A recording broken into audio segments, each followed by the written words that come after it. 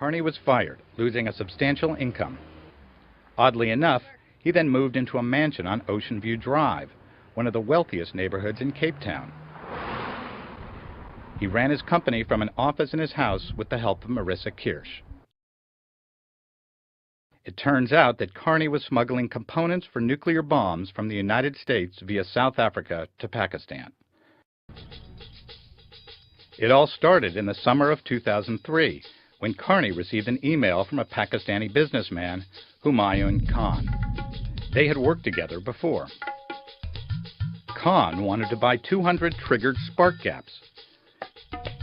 These are highly specialized electronic devices.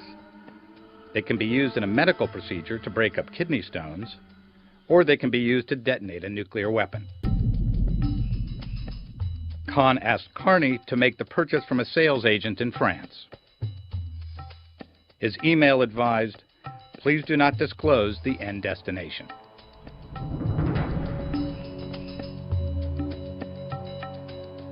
A few days later, the French agent sent a fax saying that Karni would need an export license to ship to a country like Pakistan. It was a U.S. requirement.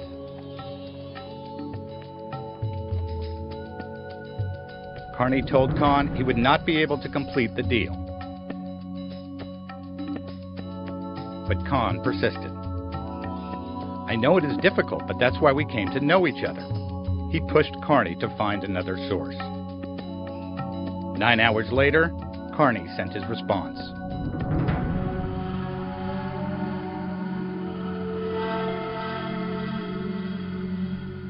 What Karni didn't know was that his email traffic was being forwarded to officials in the U.S. Commerce Department by an anonymous tipster in South Africa.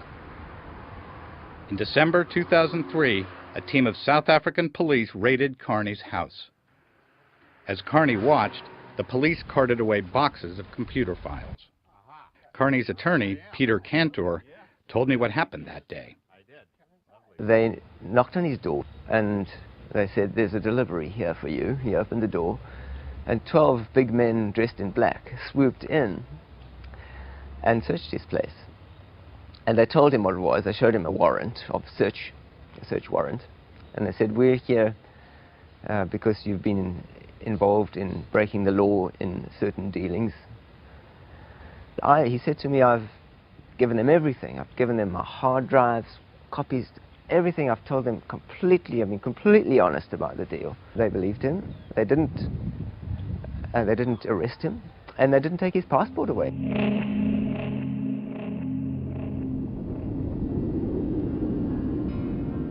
But then Karni made a fatal mistake.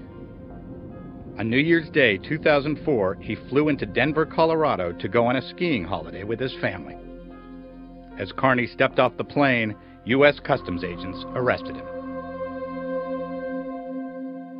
I was so surprised and shocked when it assumed those proportions. I'd never dreamed it would escalate into something of this nature. I mean, Asher was a small-time electronics supplier. And to think that he'd been incarcerated in the U.S. for being an arms dealer was just unthinkable.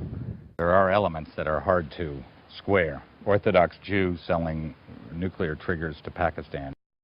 To say that he was selling arms to Pakistan, which at the time was very much against the interests of Israel, would be to say that he was undermining everything that he stood for.